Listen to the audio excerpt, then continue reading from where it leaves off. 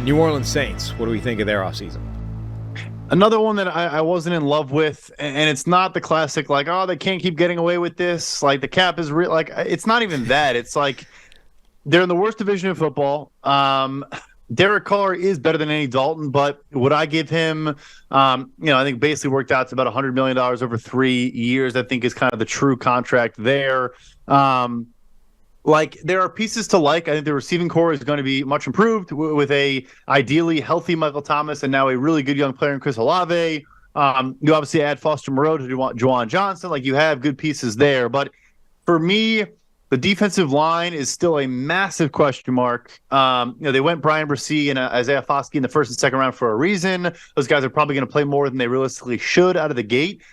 Look, they're probably going to win the division. I love the Saints. I live down there. It's just like, it's just not, to me, like a sustainable approach. If you want to shoot the moon and be very good. Like, if they were in the AFC, like we'd probably be mocking this even more. Right. They just happen to be in the worst division in football. And that's the thing. I think because this is the one, I don't think it's even a competitive rebuild. I think it's like we have different targets than other people. Like, this is one team where they actually think we can take a relatively sort of average approach at this and still win. Like, we bring in Derek Carr. Sure, Derek Carr is not going to do any good against, the best quarterbacks in the NFL, the best teams in the NFL, but he's good enough to win this bad division, and that makes us look good for a year or two while we figure out what the actual approach is going to be. So I don't hate the Derek Carr addition. I think given where they were of not having an answer, I think that makes as much sense as anything else they could have done, and was always a fairly natural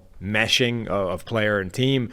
I think they added a couple of interesting players, Jamal Williams, Nathan Shepard, that could make contributions. And then you get to their draft, which is always, with New Orleans, driven by acute, immediate needs. So Brian Bresee, Isaiah Foskey, both guys, obviously, as you say, will play an awful lot year one. The question is, what can they actually produce year one? Bresee, in particular, is a bit of a project given his tape, given his sort of college career thus far. Hasn't really hit the heights of what he could become. Needs some work to realize that disruptive potential I think that he does have, but he's going to get a lot of playing time year one.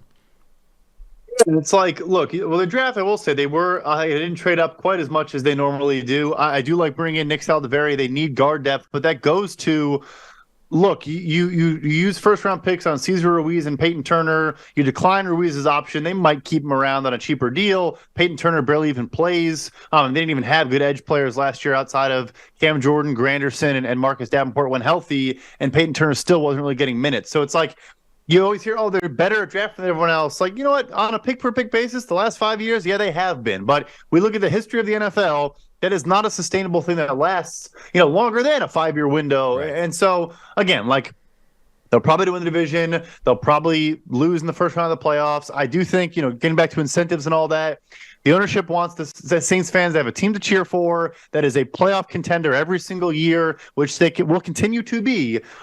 It's just like, if you want to compete for Super Bowls, I just think you're making it, harder and harder and harder to do that every time you do this. So a C+ grade overall for us. That's tied with the Raiders for the second worst mark we gave out this offseason. C for their free agency, B- for their draft.